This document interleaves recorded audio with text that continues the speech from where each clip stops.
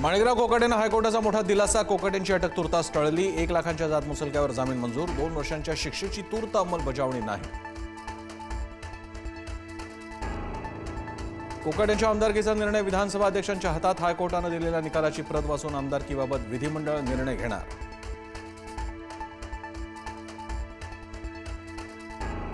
Satara drugs प्रकरणाशी उपमुख्यमंत्री एकनाथ शिंदे आणि त्यांच्या कुटुंबियांचा दुरान्वयानेही संबंध नाही. मुख्यमंत्री देवेंद्र फडणवीसांकडून शिंदेंची पाठराखण. शिंदेंना जाणीवपूर्वक बदनाम करण्याचा प्रयत्न होत असल्याची टीका. उद्योगपती सज्जन जिंदाल यांच्याकडून मुख्यमंत्री देवेंद्र फडणवीसांचा पंतप्रधान म्हणून उल्लेख. 1 दिवस हे खरं होईल, जिंदालांचं वक्तव्य. तर मोदींच्या नेतृत्वात देश प्रगती करतोय, फडणवीसांची प्रतिक्रिया.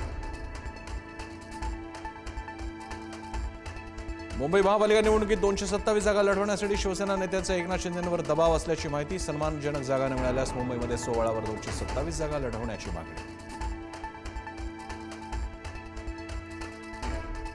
ठाकरे बंधू संयुक्त सभेने प्रचाराचा नारळ फोडण्याची शक्यता. मुंबईसह नाशिक, ठाणे, पुण्यात एकत्रित सभा होण्याचा अंदाज. प्रचारात दोघे भाऊ जास्तीत जास्त एकत्र दिसावेत, कार्यकर्त्यांची इच्छा. लग्न होत नसेल, नोकरी मिळत नसेल तर राम नामाचा जप करा. भाजप खासदार अजय भट्ट यांनी संसदेत दिला सल्ला. मनरेगा योजनेच्या नावावरून संसद अधिवेशनात मोठा गोंधळ असताना अजब वक्तव्य.